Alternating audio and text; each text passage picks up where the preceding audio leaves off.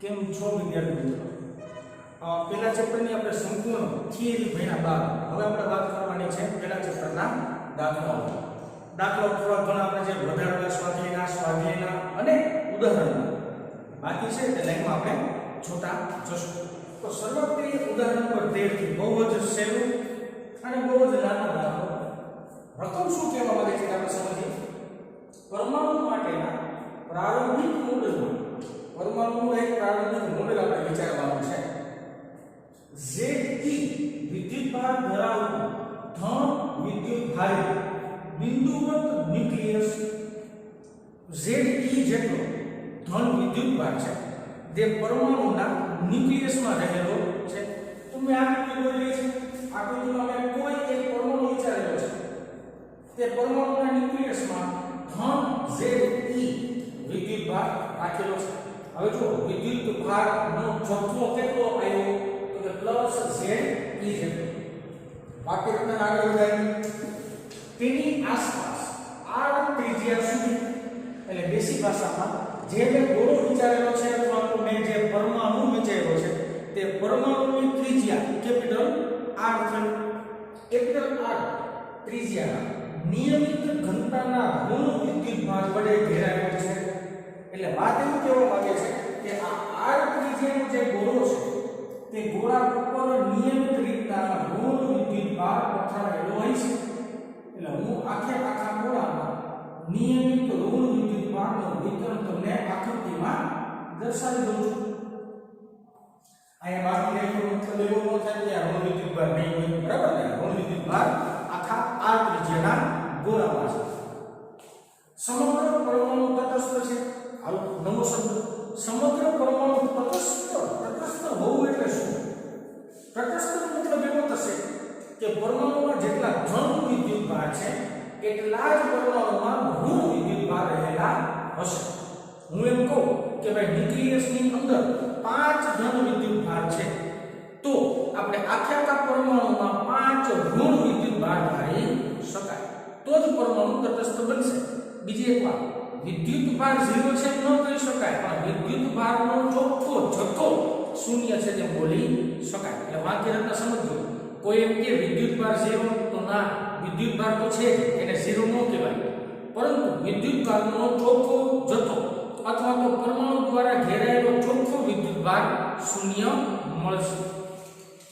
આ મોડેલ માટે ન્યુક્લિયસથી r અંતરે વિદ્યુત ક્ષેત્ર મેળવો. r અંતરે વિદ્યુત ક્ષેત્ર મેળવવાનું છે. અહીંયા આપણે પાછા કન્ફ્યુઝનમાં આવશું. શું કન્ફ્યુઝન થાય? તો કે સાહેબ આપણે જે આગળની થિયરી ભણી, આગળની એટલે કઈ થિયરી? તો કે ઘન ગોળાની અંદર વિદ્યુતભાર હોય અને એના લીધે ઉદ્ભવતું વિદ્યુત ક્ષેત્ર ની લાસ્ટ આપણે ટેક્સ્ટબુકની બહારની જે થિયરી ભણી એમાં આપણે સમજ્યા કે r અંતરના પાછળ 3 કિસ્સા આવે. પહેલો કિસ્સો કે r કેપિટલ R કરતા સ્મોલ r નાનો હોય. બીજો કિસ્સો કેપિટલ R બરાબર સ્મોલ r થાય. ત્રીજો કિસ્સો કેપિટલ R કરતા સ્મોલ r મોટું અંતર હોય. દેશી ભાષામાં 3 કેસ માટે આપણે વિદ્યુત ક્ષેત્ર ગણવું પડે. સૌથી પહેલા દાખલાની શરૂઆત બહુ સિમ્પલ રીતના જઈએ અને વિચારીએ શું છે. સમજો, મને ધન વિદ્યુતભારનો જથ્થો કીધેલો છે. ધન વિદ્યુતભારનો જથ્થો કેટલો છે? પ્લસ Ze છે. તો મારે ગોળા દ્વારા ઘેરાયેલો ઋણ વિદ્યુતભાર શોધવો પડે. આમ થાય કે R ત્રિજ્યાના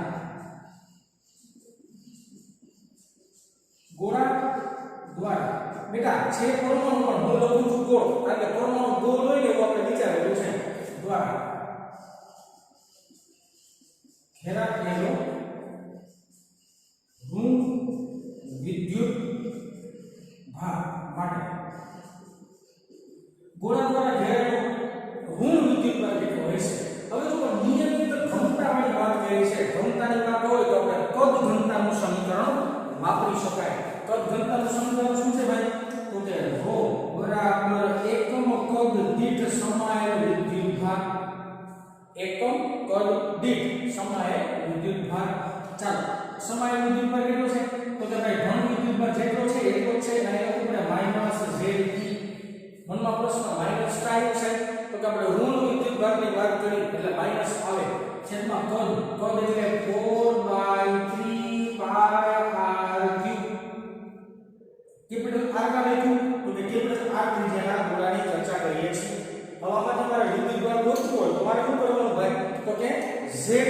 માઈનસ z એટલે સૂત્રનો કરતા બનાવી લેવાય. પણ અત્યારે આપણે ખાલી સમીકરણ નંબર રાખીએ છીએ, આમાં કાંઈ સાદું આવતા નથી. અને આ સમીકરણને આપણે નામ આપી દઈએ સમીકરણ નંબર ધારો કે 1 કહી દઈએ. ઓકે, હવે આપણે ટર્મ્સ એન્ડ કન્ડિશન માં જઈએ. મેં તમને સમજાવ્યું એમ કે r માટે ત્રણ કિસ્સાઓ વિચારી શકાય. એક તો r નું મૂલ્ય નાનું એટલે કે ગોળાની અંદરના ભાગમાં, r નું મૂલ્ય કેપિટલ R જેટલું એટલે કે સપાટી પર, એક r નું મૂલ્ય કેપિટલ R કરતા મોટું એટલે કે સપાટીની બહાર. આવા ત્રણ કેસ વિચારવા પડે. તો ત્રણ કેસમાંથી સૌથી પહેલો કેસ આપણે વિચારીએ છીએ કે સ્મોલ r નું મૂલ્ય કેપિટલ R નું મૂલ્ય કરતા નાનું બનતું હોય ત્યારે વિદ્યુત ક્ષેત્ર શું મળતું હશે. ઓકે, હવે નિરાતે વિચારીએ.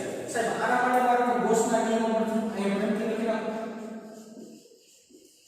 ગોસના નિયમ પરથી આ ગોસનો નિયમ છે શું ભાઈ? તો કે phi is equal to sigma q by epsilon 0. આ નિયમ તો બધી આવડતો જ રહેશે, બરાબર? આમ સાદું આપી phi બરાબર શું લખી શકાય?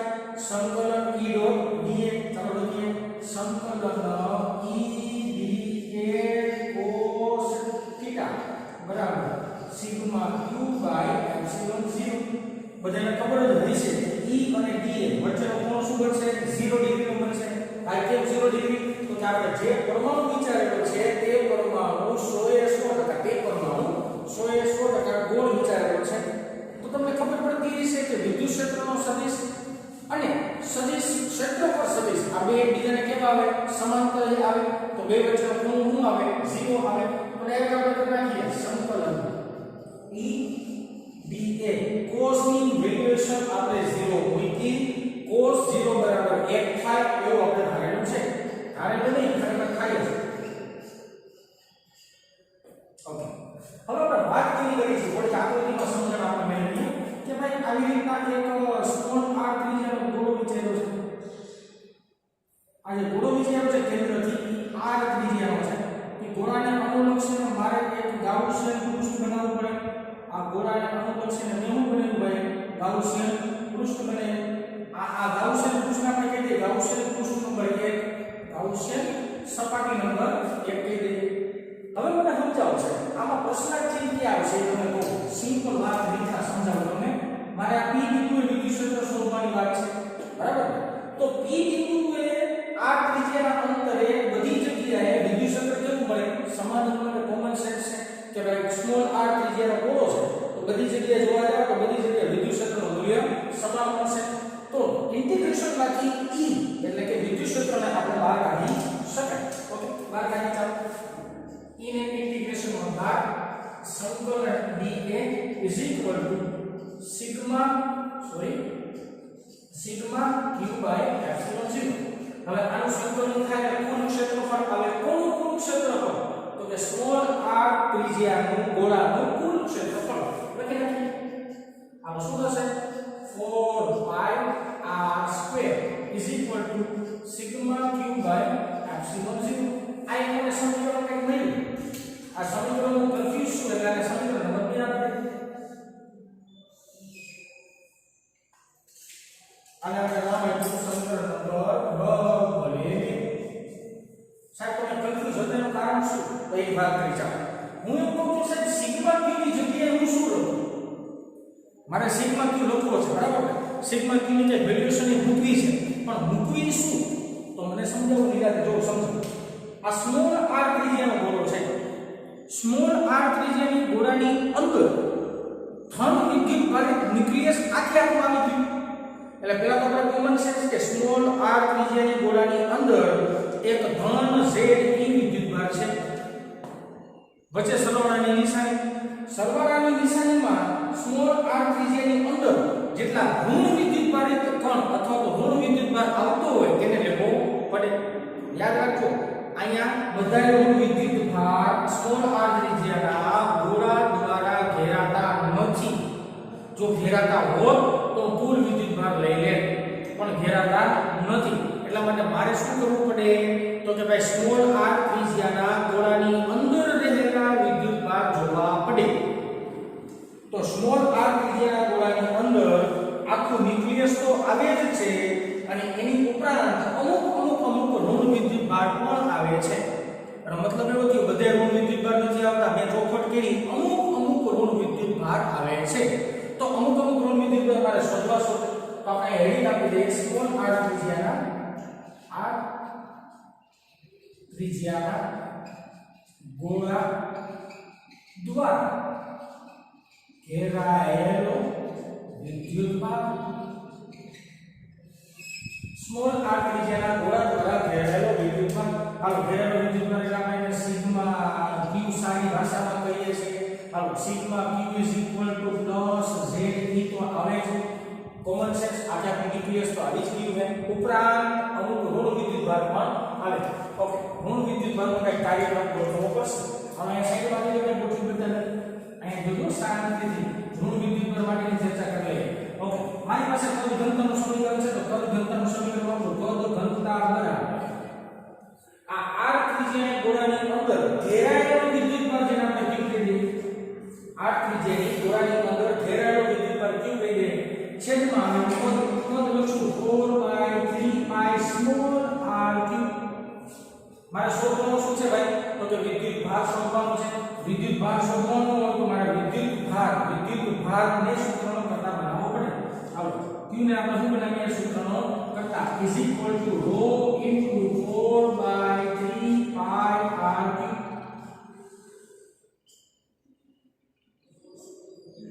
ઓકે, તો મને ફાઇનલી શું મળી ગયું? વિદ્યુત ભાર ની કિંમત મૂકી દે. ચાલો વચ્ચે નિશાની તો કિંમત મૂકું છું. rho 4/3 pi r cube. હું આગળ નિશાની કરીશ માઈનસ.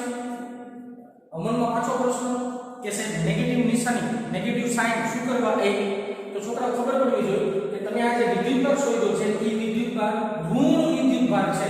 તો આગળ મારે નિશાની કેવી કરવી પડે? માઈનસ કરવી પડે. હાલો બીજી આગળ વાત કરીએ. અહીંયા rho તો rho ની કિંમત તમારી પાસે ઓલરેડી છે જ, બરાબર છે. rho ની કિંમત મૂકવાની મૂલ્યના સ્વરૂપમાં, એટલે માઈનસ ને કન્સિડર કરવાના નથી. હજી એકવાર કહું છું, અહીંયા ઋણ નિશાની શું કરવા આવી? તો કે આપણે જે કેલ્ક્યુલેશન કરીએ છીએ એ r ત્રિજ્યાના ગોળા દ્વારા ઘેરાયેલો ઋણ વિદ્યુત ભાર શોધી છે એટલા માટે ઋણ આવે. રેડી વાત થઈ? હવે અહીંયા ઋણ છે તો આ ઋણ ને મૂલ્યની દ્રષ્ટિએ જોવાનું. તો rho ની કિંમત કેવી મૂકવાની? પ્લસ મૂકવાની. અમુક વિદ્યાર્થીઓ આખું જ્ઞાન ધરાવીને અહીંયા માઈનસ પ્લસ ન કરી શકે, બરાબર? ઓકે, તો અહીં સિમ્પલ આપણે લખી શકીએ sigma q is equal two, મિત્રો અહીંયા સિગ્મા q જ રાખું છું એટલે આપણે થોડું ડિફરન્સ લાગે. Sigma q is equal two plus ze minus નિશાની. rho બરાબર શું લખીએ?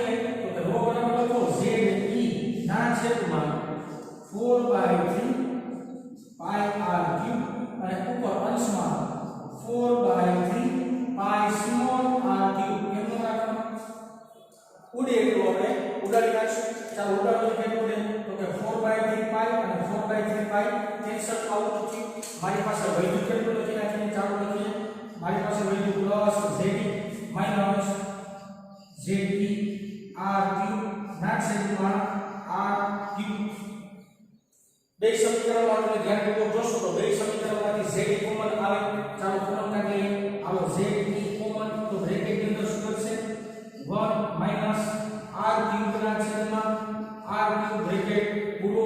આ જે જવાબ આવ્યો એ જવાબ આવ્યો સ્મોલ r ત્રિજ્યાના ગોળા દ્વારા ઘેરાયેલો વિદ્યુત ભાર. ઘેરાયેલો વિદ્યુત ભાર છે એ ઋણ છે એ ખાસ યાદ રાખશું. અને ધન વિદ્યુત ભારને તમે આખે આખા દર્શાવેલો છે. તો આ કિંમત મારે સમીકરણ નંબર 2 ની અંદર મૂકી દેવી પડે. ચાલો મૂકીએ.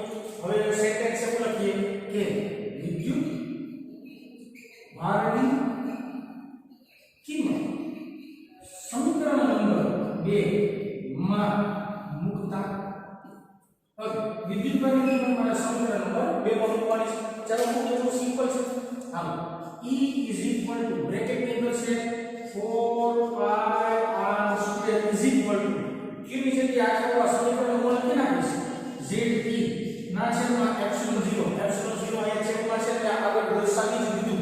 અને આખા બ્રેકેટ ની અંદર 1 માઈનસ r ક્યુબ ના છેદમાં r ક્યુબ. હવે મારે વિચારવાનું એવું છે કે મારે શોધવાનું છે વિદ્યુત ક્ષેત્ર.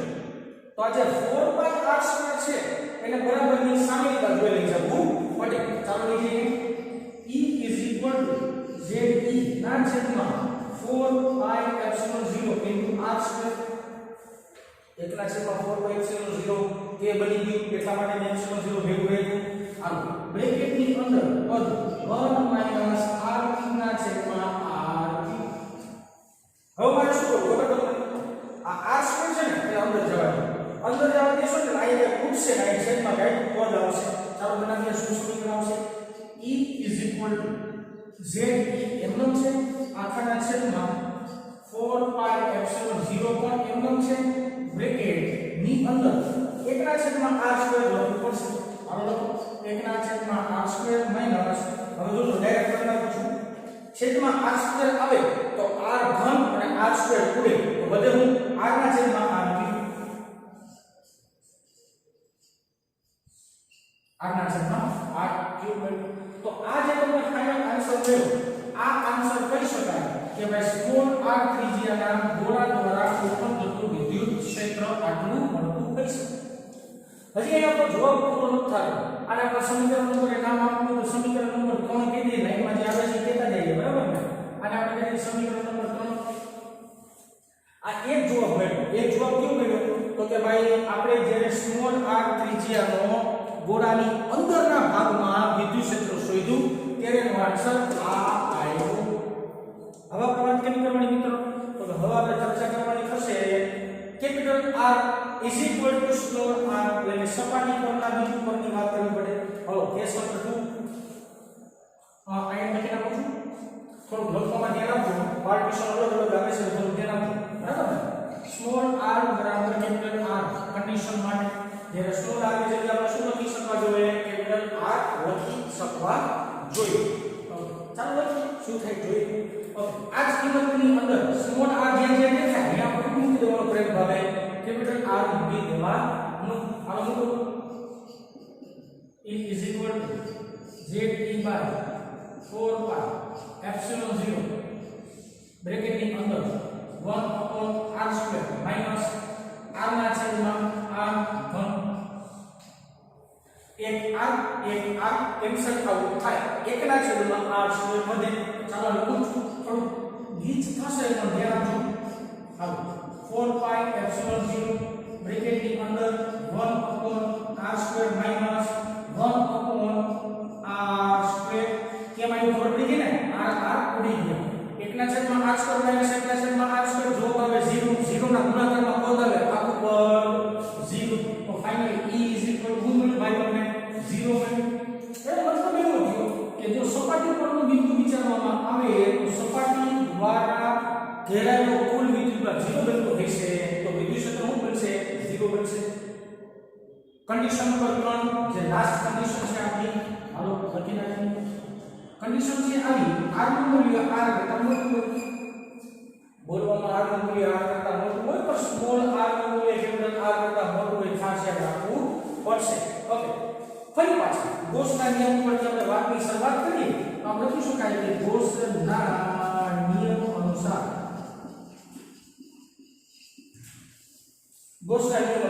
ધ્યાન આપજો ખાસ.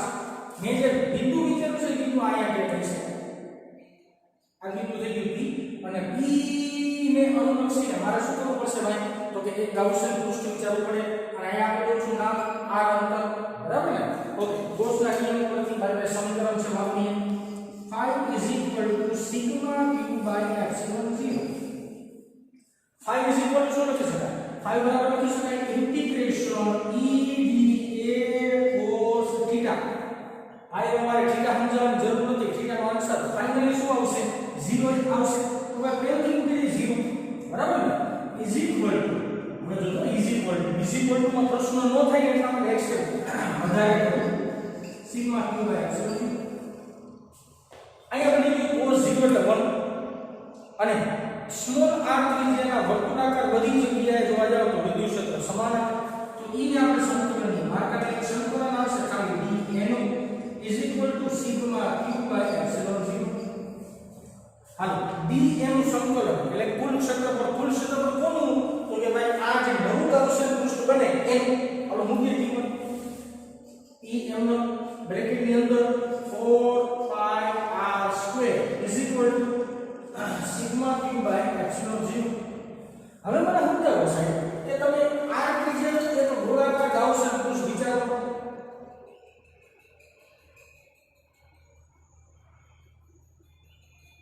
આ સ્મોલ r ત્રિજ્યાનું મોટું ગાઉસિયન પૃષ્ઠ છે. આ મોટા ગાઉસિયન પૃષ્ઠ દ્વારા ઘેરાયેલું વિદ્યુત ક્ષેત્ર એટલે સિગ્મા q. બરાબર ને? મોટા r ત્રિજ્યાના ગાઉસિયન પૃષ્ઠ દ્વારા ઘેરાયેલું વિદ્યુત ભાર એટલે સિગ્મા q. તો કે ભાઈ આ આખા ગોળાની અંદર જુઓ તો જે બધાય ધન આવી જાય બધાય ઋણ આવી જાય, ઋણ આવી જાય અને પરમાણુ પાસે તમને રકમમાં કેવું કીધું છે? તટસ્થ કીધું છે. જો પરમાણુ તટસ્થ હોય તો વિદ્યુત ભાર ન હોય એમ ન બોલાય, ચોખ્ખો વિદ્યુત ભાર 0 થતો હશે અથવા તો વિદ્યુત ભારનો બેઝિક સરવાળો 0 થાય. તો આમ લખી શકાય E bracket of 4 pi r square is equal to 0 by epsilon 0. 0 by epsilon 0 એટલે 0. 4 pi r સ્ક્વેર બરાબર ની ઓલી બાજુ જાય 0 અને ગુણાકાર 0 અને ભાગાકારમાં જાય તો E વધે 0. તો E ઇઝ ઇક્વલ ટુ જવાબ શું આવે ભાઈ? તો કે 0 જવાબ આવી જાય. એનો મતલબ એવો થયો કે સપાટીના અંદરના ભાગમાં જ તમને વિદ્યુત ક્ષેત્રની કઈ કિંમત મળે, જ્યારે સપાટી પરના બિંદુએ જોવા જાવ તો વિદ્યુત ક્ષેત્ર 0 અને સપાટીના બહારના બિંદુએ જોવા જાવ તો પણ વિદ્યુત ક્ષેત્રનું મૂલ્ય શું બનશે? 0 જ બનશે. અગત્યની વાત એની કઈ છે તમારે આ એક સ્ટેપ ભૂલવાનું નથી. આ એક સ્ટેપ હજી પણ મને એવું લાગે છે કે તમે આ કન્ફ્યુઝનમાં રહેશો ન રહ્યો એના માટે ખાસ બીજી વાર ચર્ચા કરું છું. સ્મોલ r ત્રિજ્યાના ગોળા દ્વારા ઘેરાયેલો કુલ વિદ્યુત ભાર એટલે નાના ગોળાના કઈ વાત ચાલતી હતી તો નાના ગોળાની અંદર ન્યુક્લિયસ તો આવી જ જાય છે. જો ન્યુક્લિયસ આવી જાય એનો મતલબ એવો થયો કે આખે આખું ન્યુક્લિયસ તો મૂકવું જ પડે, મૂકી દીધું. પરંતુ બધોય ઋણ વિદ્યુત ભાર આવતો નથી, થોડોક જ ઋણ વિદ્યુત ભાર આવે છે. તો થોડોક ઋણ વિદ્યુત ભાર ગોતવા માટે મારે શું કરવું પડે? કદ ઘનતાનું સમીકરણ વાપરવું પડે. કદ ઘનતા ρ બરાબર q બાય તેનું કદ એટલે 4/3 pi r ક્યુબ સ્મોલ આવશે.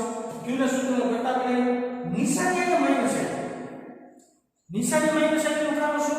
તો કે આપણે જે ઘેરાયેલો વિદ્યુત ભાર શોધીએ છીએ તે ઋણ વિદ્યુત ભાર છે. એટલા માટે અહીંયા આની જગ્યાએ q ની કિંમત અહીંયા મૂકી, નિશાની કેવી મૂકી ભાઈ? આયોડેડ માઈનસ. બીજી એક વાત ખાસ કે ભાઈ હવે તમે ઋણની કિંમત મૂકો છો તો ઋણની કિંમત મૂલ્યના સ્વરૂપમાં જોવાની. કે મૂલ્યના સ્વરૂપમાં જો રો જે મેળવ્યું ને અહીંયા એ આખા ગોળા માટે કેપિટલ r ત્રિજ્યાના ગોળા માટે, જરા અહીંયા જે વાત કરતા હતા એ સ્મોલ r ત્રિજ્યાના ગોળા માટે. એટલે આ સમીકરણ તમારે મૂલ્યના સંદર્ભમાં અહીંયા મૂકવાનું, નકર તો માઈનસ માઈનસ પ્લસ થઈ જાય. તો હું એવું કહી દઉં કે ભાઈ હવે તો ઋણ વિદ્યુત ભાર હતો ધન વિદ્યુત ભાર ગણી આવું તો હાલે. એટલા માટે મેં ખાસ કરીને અહીંયા ઋણની કિંમત મૂલ્યમાં મૂકી છે અને વિદ્યુત ભારની કિંમત કેમ મૂકી છે? ઋણ મૂકેલી છે. તો આથી ચર્ચા થઈ. નાનકડો દાખલો ઉદાહરણ નંબર 13.